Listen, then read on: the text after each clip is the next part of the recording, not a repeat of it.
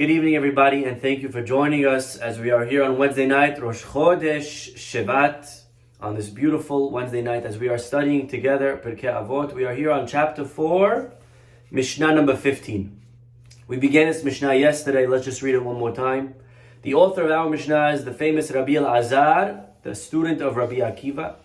Rabbi Elazar ben Shamua Omer, Yehi kevot talmidcha Haviv alecha keshelach. The first statement he wants to teach us is, let the honor of your student be as dear to you as your own. We began discussing this topic yesterday, very loaded, very important. Just real quick, who do we learn this from? That you should treat your student like you treat yourself. This, of course, is learned from Moshe Rabbeinu.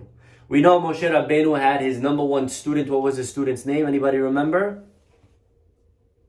Who was Moshe's student? He ended up being his successor. Yehoshua. Yehoshua ben Nun lo yamish, the pasuk says, but he was a student and he was nowhere near Moshe's level. Okay? Nowhere near. Moshe was the sun, Yehoshua was the moon. That's how pale Joshua's knowledge was. And yet, when they went to fight Amalek, the pasuk says, Moshe tells Yehoshua, Behar lanu anashim. Choose men lanu, for us. That's very respectful. To say choose for us as if we're equals. We are not equals. Moshe could have said, Behar li, choose for me. But he wanted to show respect to his student. He said, Lanu, as if we're the same. That's very praiseworthy. Imagine the general saying to one of the soldiers, us, no such thing. No such thing. But the Mishnah is teaching us that we must respect our students, give them respect as if they were us. And yesterday we gave a few different ideas behind this Mishnah, a few different meanings to what the Mishnah is trying to tell us. We spoke about how important it is that he was a student when his name was both Hosea and Yehoshua. Right? It says, Vayikra Moshe leHosea ben Nun Yehoshua. He changed his name to Yehoshua before he sent him to spy out on Israel. Now remember, he only changed his name then to Yehoshua. But we saw he was already a student before that, at the foot of Har Sinai. When Moshe Rabbeinu went to receive the Torah, Yehoshua was waiting for him all the way from then. So he was a student. Good question. He was a student even when his name was Hosea. Okay?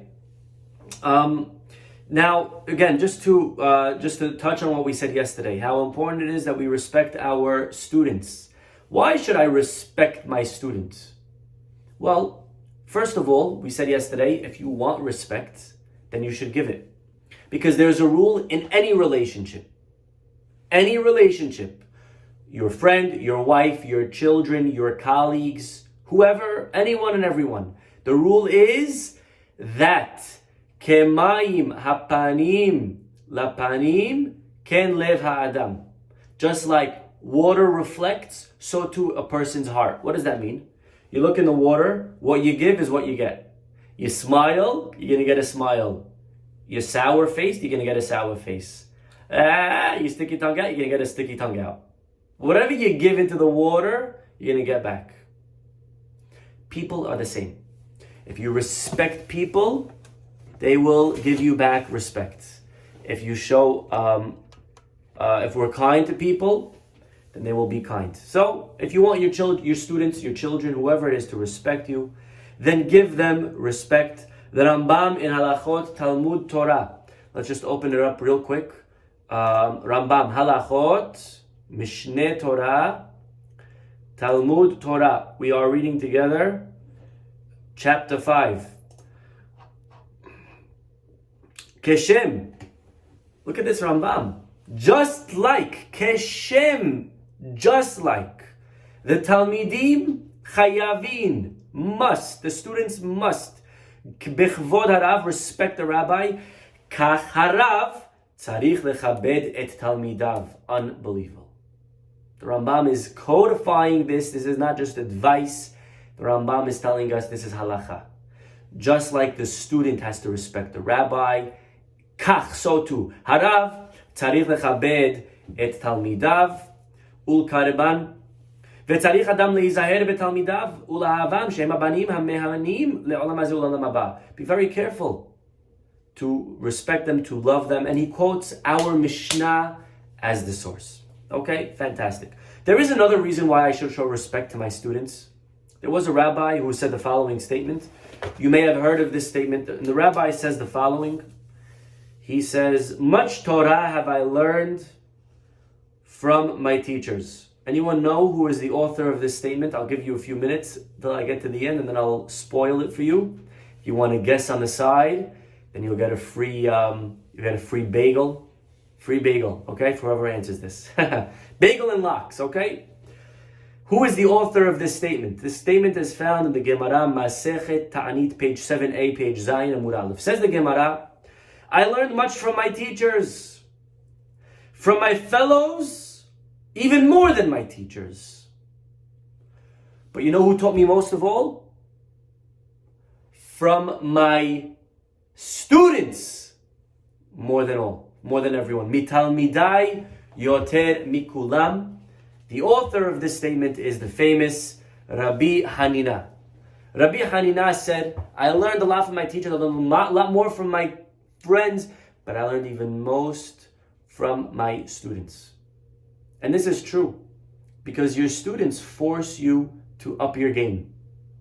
The stronger they are, the sharper they are, the better their questions are, the more prepared I have to be as a teacher. And many times, students or children ask the simplest but yet the most difficult questions to answer. How could it be? They force us to improve our learning, and therefore, in a way, students are teachers. Of course I should respect them. They're like my teacher. Okay? I learn much from all of you on this chat. Great question. There are many questions that I'm asked that I don't know the answer to. I also know that I have to be prepared for the questions. So I learn a lot more on the topic than I need to, than on what I'm actually giving, because I know that maybe the question will come that I'm not prepared for. There are many insights, many answers that many of you give.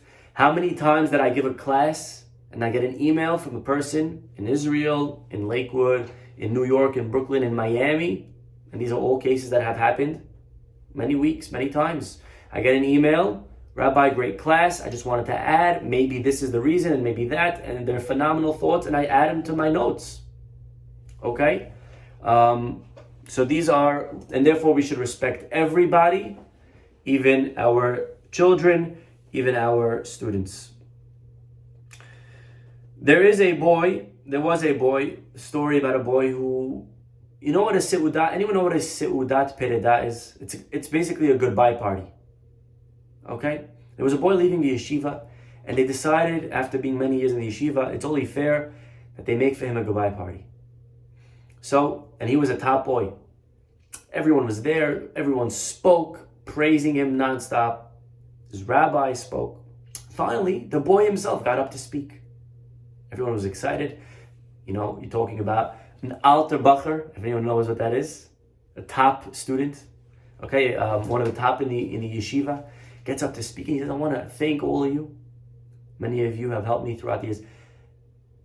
But the one person who I have to thank, and the reason why I'm in the yeshiva, is thanks to the Rosh Yeshiva himself. And the Rosh Yeshiva was very honored, but very shocked. What are you talking about? What do you mean, because of me, you're in the yeshiva? I didn't get you in here, and he said, I want to tell you all the story that happened in my first few weeks in the yeshiva. I came in, and I obviously was not the brightest kid. I wasn't a top student at the time, and I caused some trouble. And I remember getting into a little altercation with a few of the boys, and they started chasing me down the halls. We're gonna get you, that's it, you're done. And I ran, and I finally had nowhere to run. I ran into the library. The library wasn't huge. It was the size of a room, a bedroom, let's say. And I run into the room, and I quickly close the door, and I lock it. And they come and they start banging, open up, open up, open up. And I'm like, yeah, get out of here, scram, guys, I ain't opening up for you. And finally they wait 2 minutes and they come back and they knock again. And I say, who is it? And they say, oh, it's us, we just want to say sorry, we just want to make friends, we don't want to hurt you at all. I'm like, yeah, all right, guys, come on, get out of here. And they, and then, 2 minutes pass by and then I get a knock on the door and I say, who is it? And I hear someone say, it's the Rosh Yeshiva. I'm like, all right, guys, come on. You think I'm going to fall for that? I'm not 3. Get out of here. Come on, scram. And there's a pause. And then a minute later, the door rings again. The door knocks again. Who is it? And the response comes back, it's the Rosh Yeshiva. And all of a sudden, I started getting very nervous. Maybe it's actually the Rosh Yeshiva. Maybe it's actually the head of school, the principal. And, are you sure you're the Rosh Yeshiva? Yes, it's me. It's the Rosh Yeshiva. And I got so scared, and I said, "Oh my God, this is so humiliating. I'm out of here. I'm gonna get kicked out." And I slowly open the door to peek who it is, and I see it's the rabbi, and I was so embarrassed. And I wasn't sure what I'm gonna even say to explain my rude behavior. And finally, as the door opens up, I see the Rosh Yeshiva do this. The Rosh Yeshiva, as I open the door, quickly covers his head with his jacket, and he pushes me out of the room so as not to see who I was, so I shouldn't be embarrassed. I said, Rabbi, till today you don't know who was that boy in the room. Well, today you know the boy was me. And because of how you treated me that day with respect, not to embarrass me, I decided that day that I'm going to stay in the yeshiva, even though I wasn't such a bright student, even though I didn't see any promise in my study. I decided I'm going to stay in the yeshiva because of how you treated me. Yehi kevod talmidcha, be very careful how you treat your students. Every student should be given respect. We never know what it can mean to them and what it can mean to their future. There is a beautiful interpretation to this Mishnah from Rav Shlomo Kluger. Rav Shlomo Kluger explains the following. He says, Yehi kevod talmidcha. Let the honor, not that you give to your students, but let the honor that you receive from your students be equal to the honor that you receive from yourself. What does that mean? One more time, Rabbi. I lost you. Could you say that again? Okay, I'll say it again. Let the honor that you receive from your students be as significant as the honor that you receive from yourself. This is teaching us humility. Many of us get praise throughout our lives, especially from our children, our students, people that are younger than us. And a lot of times it could get to us. It can inflate our ego. Says Rav Shlomo Kluger, the Mishnah is advising us, be humble. Just like your own praise wouldn't mean anything to you, treat the praise that you receive from your students the same way. I'll explain through a story. There's a beautiful story that is told about a rabbi, great rabbi who was once about to be installed as a Rav of an important Jewish community. And as he was about to be installed, inaugurated, the rabbi quickly went to a room and he closed the door behind him. And all of the congregants, all of the students, they went to the door and they were very surprised to hear what they heard. What did they hear the rabbi say? They overheard the rabbi speaking very eloquently about himself, very enthusiastically, praising himself. Ariel, you are very good, man. You did it. Zak Baruch. And he was praising himself. Students are like, what's he doing? Anyways, eventually the rabbi came out and they said, Rabbi, we overheard you speaking and praising yourself for your own greatness. Could you please explain? And the rabbi said, listen to what the rabbi said. When the ceremonies begin, the speakers will make exaggerated statements about my prowess in learning and piety. I want to be sure not to let these compliments get to my head. So I spend some time praising myself, just as my own compliments are meaningless. So I will remember that I should not take their compliments seriously. Very powerful. This is very powerful. And therefore, says the Mishnah, let the honor that you receive from your students, from anyone, be as insignificant as the honor that you will give to yourself. Again, this is training in humility. However, I will have to say this, there is always a flip side. And here is the flip side of this thought. Many times you get complimented, and the compliments that we receive from people that are younger, children, are not so impressive to us, right? Imagine you get complimented by a little girl, by a little boy. All right, we're not so moved. We're like, all right. Imagine a celebrity compliments me. Oh, that's it. That's good. That I'll take. I'll take a compliment from a rich person, from an important person, from a famous person. And therefore, a lot of times, I'll give you an example. I could give a beautiful speech. I'm in the shul, I gave a class, and many people will come and say, Hazak Baruch, Rabbi. And I appreciate all the Hazak Baruch, but sometimes you get a Hazak Baruch from a little kid. And you smile and you say thank you, and you're rolling your eyes like, all right, kid, I don't need your compliments. All right, I have much more important people waiting to compliment my speech. I don't need your little compliment. And therefore, the Mishnah is saying no. Everyone's compliment should be valued. Yehi kevod chamercha. Don't belittle the praise they give you. Just because they cannot give you money or a raise, or just because they're little, it doesn't matter. They took time to write you. They took time to tell you that. Acknowledge it. Acknowledge it. Acknowledge it. Okay? That is another very important lesson. Again, this is the flip side.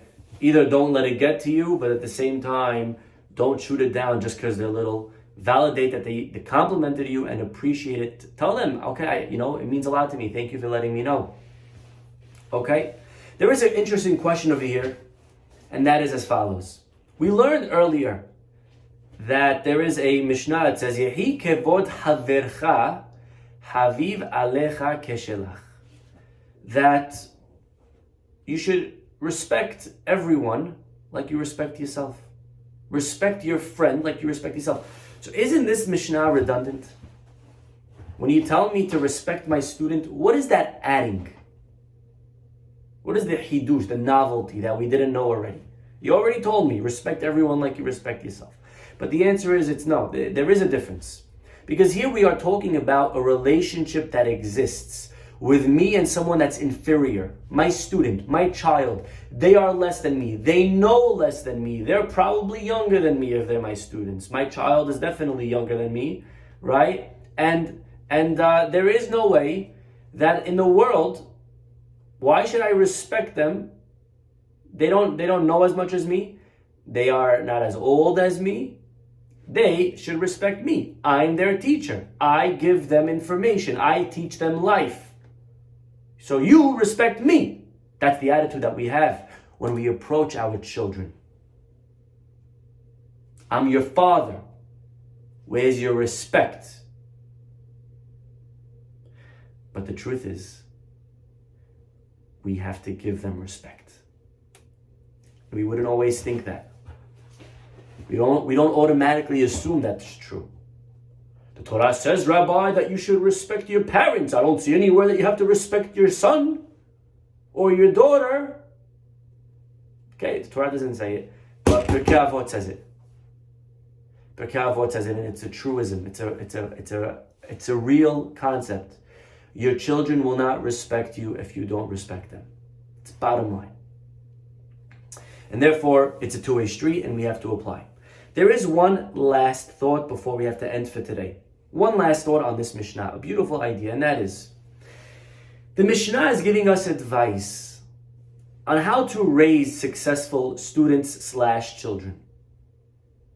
A lot of times, your child will come to you, and they'll tell you a new idea, a thought that they have, a Dvar Torah, that to us elderly people, much more knowledgeable, we know a lot more, may sound not important. It may even sound wrong.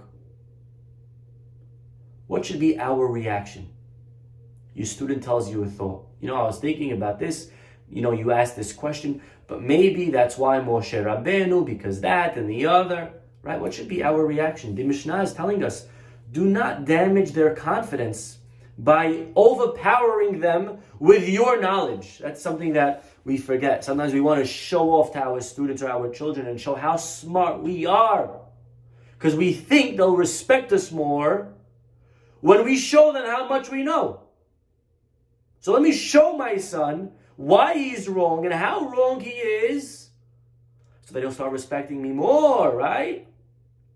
No, you're just going to damage their self-esteem. That's the only thing that you're going to accomplish. You're going to show them how smart you are and how dumb they are.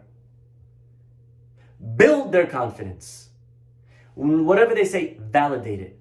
Let me give you an example of how Rav Shlomo Hyman used to address this issue. The Rosh Yeshiva of Torah Vadat, Rav Shlomo Hyman, he treated his students with rare and deep warmth. Whenever a student would advance a possible explanation, Rabbi, I think this is what it means, Rav Shlomo would begin to repeat the student's words, no matter how ridiculous they initially seemed. It'd be the worst answer ever. The rabbi would repeat it and say, so you mean to say, and repeat it. Yes. That is a deep insight. That is deep. Perhaps we might want to answer the question we had in the Gemara based on your thoughts as follows.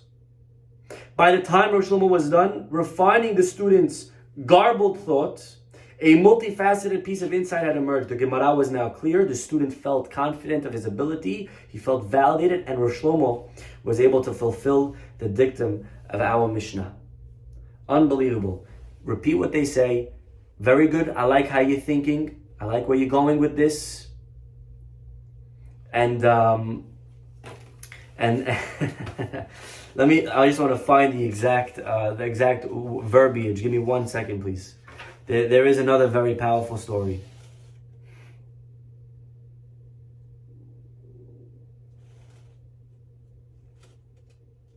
Here it is. Rabbi Twersky brings this, and we'll end with this. Rabbi Twersky says he had a teacher of Gemara who would listen to a student's arguments. Every argument, whatever argument the student would raise. And he would listen, and then he would say, you are 100% right. Now I'm going to show you why you are so wrong. You are 100% right, and now I will show you why you were wrong. This was not self-contradictory. The student's reasoning was correct, but he was overlooking something that invalidates the argument. Again, just showing us how sensitive we have to be be aware to students, to children, even if they're wrong. Don't tell them they're right. Wrong is wrong, but say it in the right way. So many times what we say is not what we say, but how we say it. Okay, we'll stop for today. I want to wish you all again a Chodesh Tov V'Vorach and have a wonderful, wonderful night. Thank you.